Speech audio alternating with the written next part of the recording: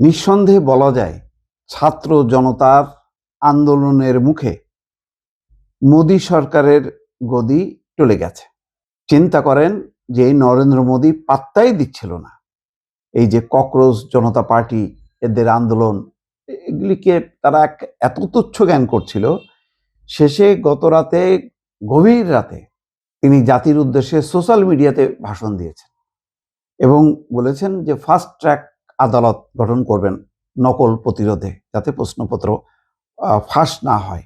সেই জন্য তিনি আদালত গঠন করবেন, কঠিন শাস্তির ব্যবস্থা করবেন। তাতেও রক্ষা হয়নি। পরে আলোচনার প্রস্তাব দেওয়া হয়েছে। ছাত্ররা বলেছে আমরা বসবো, কিন্তু কোনো মন্ত্রীদের বাসভবনে না, কোনো সরকারি দপ্তরে না, নিরপেক্ষ ভেন্যুতে আমরা বসবো। এবং সেই অনুযায়ী তারা বৈঠক করেছে নিরপেক্ষ একটা ভেন্যুতে।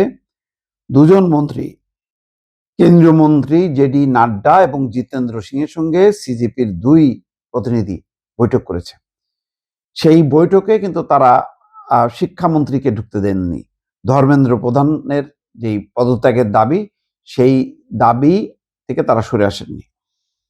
এবং খবরে বলা হচ্ছে যে নিট পরীক্ষার প্রশ্নপত্র ফাঁসের ঘটনার পর যে সমস্ত পরীক্ষার্থী আত্মহত্যা করেছিল তাদের পরিবারকে 1 কোটি টাকা ক্ষতিপূরণ দিতে হবে।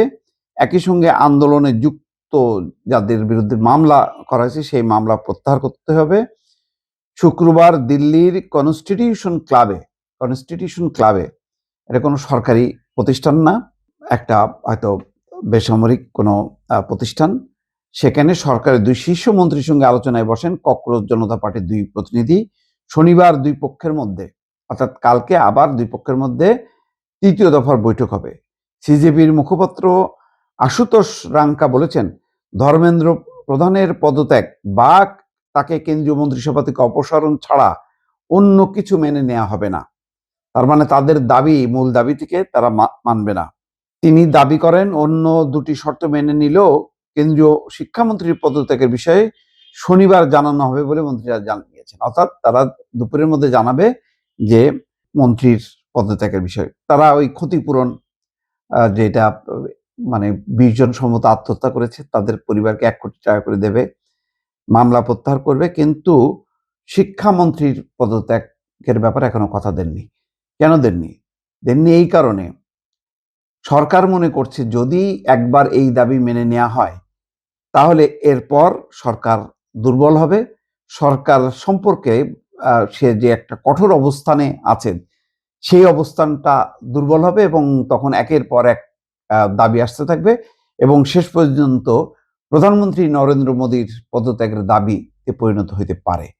অর্থাৎ সরকারের উপর চাপ আরো বাড়বে, এই শঙ্কায় তারা শিক্ষামন্ত্রীকে রক্ষা করার চেষ্টা করছেন। বলা হচ্ছে ধর্মেন্দ্র প্রধানের পদত্যাগের বিষয়ে সরকার কাল দুপুর পর্যন্ত সময় চেয়েছে, আমরা আশা করব তাকে সরকার সরিয়ে দেবে।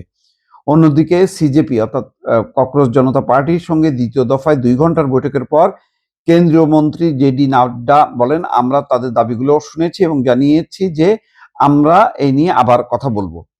শুক্রবার সাংবাদিকদের মুখোমুখি হয়ে সিজেপি মুখপাত্র সৌরভ দাস অভিযোগ করেন, দিল্লি পুলিশ যন্তর মন্তরের আশেপাশে বিক্ষোভকারী স্বেচ্ছাসেবক এমনকি আইনজীবীদের আটক করেছে। যাই হোক, এখন আজকে পুরো ভারত জুড়ে, ভারতের অন্যান্য রাজ্য জুড়েও ব্যাপক আন্দোলন হয়েছে, এমনকি পশ্চিমবঙ্গেও আন্দোলন হয়েছে। যেই পশ্চিমবঙ্গে রীতিমতো শুভেন্দু অধিকারী যে ধরনের পান্ডামি, যে ধরনের মাস্তানি শুরু করেছিল যে বিরোধী দল একদম তছনছ করে দেবে, এখন কিন্তু মানুষ বুঝতে পেরেছে যে বিজেপি তাদের জন্য কত বড় মানে ক্ষতির কারণ এবং কত বড় একটা মানে অভিশাপ নেমে এসছে, যে তারা মানে কোনো বিরোধী দল মত কাউকে মানে ছাড়ছে না। ফলে তারা এখন সোচ্চার হয়েছে এবং এখন পশ্চিমবঙ্গ সহ অন্যান্য সমস্ত রাজ্য ঘুরে দাঁড়িয়েছে। ছাত্রদেরকে সামনে রেখে জনতা এখন ঐক্যবদ্ধ হচ্ছে এবং এই আন্দোলনের ব্যাপকতা শেষ পর্যন্ত কোথায় যে ঠেকবে এখন সেটাই দেখার বিষয়। দর্শক।